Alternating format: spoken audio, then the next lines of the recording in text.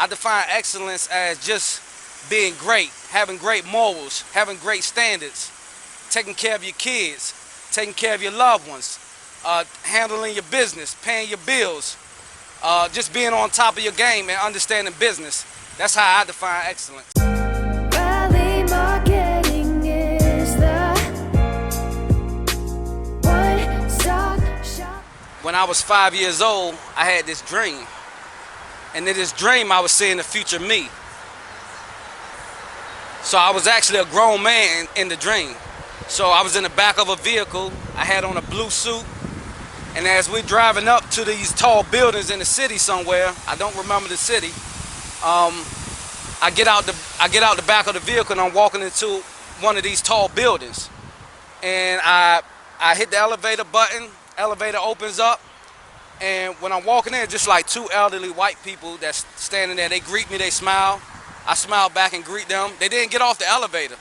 So as the elevator goes up, I get off.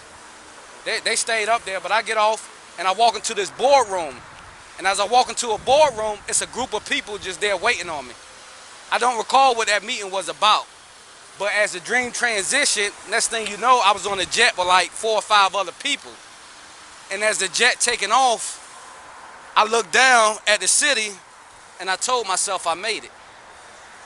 So fast forward a few years later, because I was 5 years old and I was shooting a documentary in the 757 area of Virginia. Shout out to the 7 cities: Suffolk, Hampton, Newport News, Chesapeake, Virginia Beach, Portsmouth. And we were shooting a documentary. This was back when the Hood DVDs was out. So our things was called Street Kings. So we would go to all these hoods and we would find the hottest talent. We would interview them. We would shoot a video, music video, and we would put their story out there and put their information out there. And we was actually working on a documentary. But at the same time when I was doing that, in my early 20s, I was still playing around in the street. Just playing around. And come to find out, one day I'm driving my car and I get pulled over. And they said, we're gonna serve you with an indictment. So what happens then, I end up going to jail. And at that time, you know, the prosecutors, my attorney, they was trying to get me to cop a plea, and I was like, well, I ain't do nothing. You know, what have I done? Show me some evidence. They couldn't show me any. They was like, well, just give up whoever you're getting it from, and I don't believe in that. I don't roll like that. I'm a stand-up guy. So I said, let's take it to trial. I felt in my heart I could beat it, but I didn't beat it. I ended up getting like 2 years and 10 months. And what happened then, it kind of destroyed me because I was shooting this documentary for like 2 years. Me and my homeboy Troy, Tech, Big Mike, a couple other cats down there. So it really hurt me, man, because I really put a lot of time, money, and energy into it. And when we couldn't release it, it was like I let the whole city down. So during that time when I was incarcerated,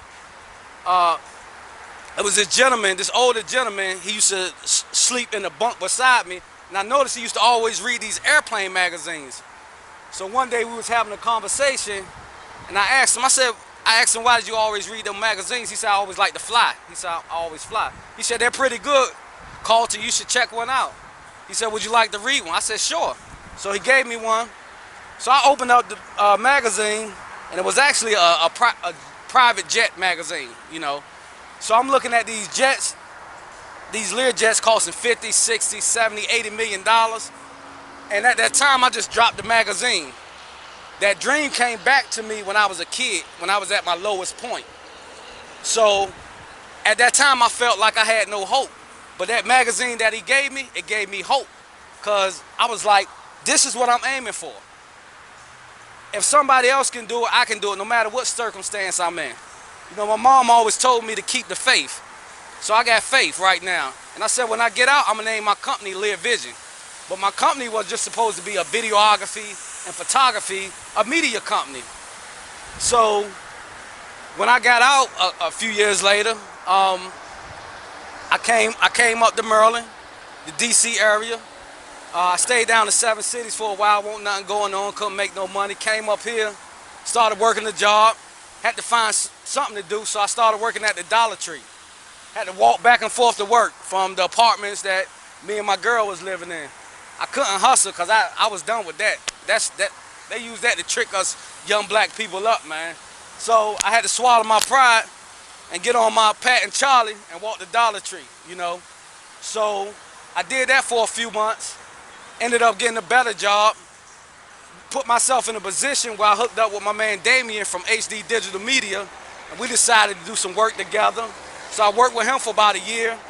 Then I just launched LEARVISION as a film company. So this is the point of looking professional when you go out. So when I went out, I always liked to look the part. So I wanted my logo on my shirt. I didn't want to wear nobody else's stuff. I wanted to wear LEARVISION, something I created for us by us, just like Fubu said. But I wanted to look professional at the same time.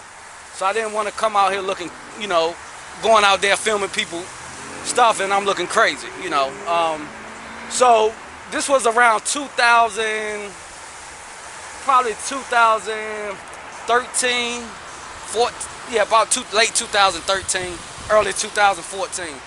So every time I went out, people would ask me, where'd you get that shirt from? That's a nice shirt. Where'd you get that jacket from? That's a nice jacket. They would just see my logo on it. I was like, it's just my company name.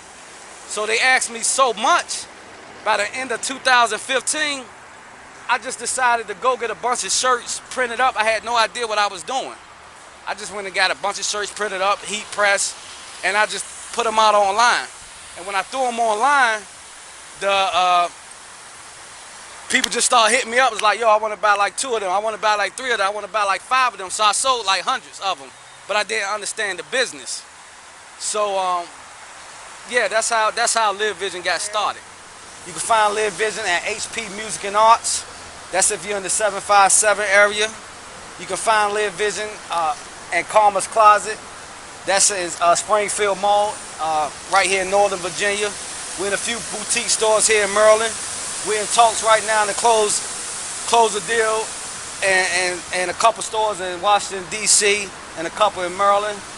So I'm just waiting on the paperwork to get signed for them. So I mean, just hit us up online, find us on social media. Yeah, this your man Carlton, president and founder of LEARVISION Fashion Apparel. And I just got stamped by Riley Marketing.